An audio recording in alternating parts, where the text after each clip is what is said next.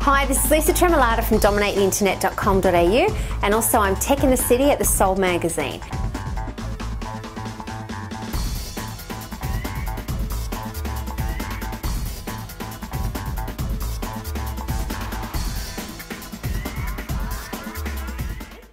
Now you have 65,000 plus people on Facebook. How long have you been on Facebook for? Just over 4 years, I think. Right. Is that where you started with Facebook? Yeah.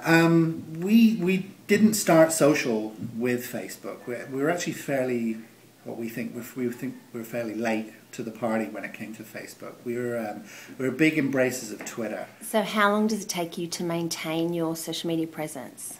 We're on a lot of social platforms, and we maintain presence across, quite a large number of them, whether it's Facebook or Twitter or Google+, YouTube we include in that conversation. Okay. Would you ever outsource your social media presence to somebody else? No. So do you use social media, internet, as well as newspaper advertising? Yes, we do newspaper advertising. It has much less of a presence than it did 5 years ago, that's for sure. Classified advertising, full-page advertising, whatever form it takes.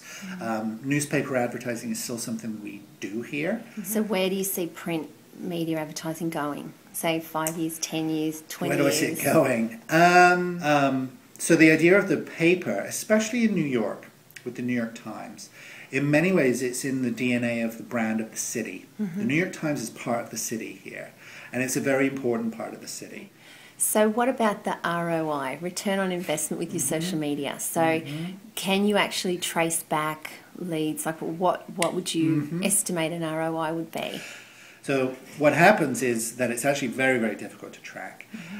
They may have seen 5 Foursquare tips. They may be a fan of us on Facebook. They may have reached out to us on Twitter, but that's not tracked as a lead when it actually comes into the agent, for example. So what's next for you online? Well, we think mobile is really, really a major part of really how the web works. I think it's already clear that the web is a mobile experience.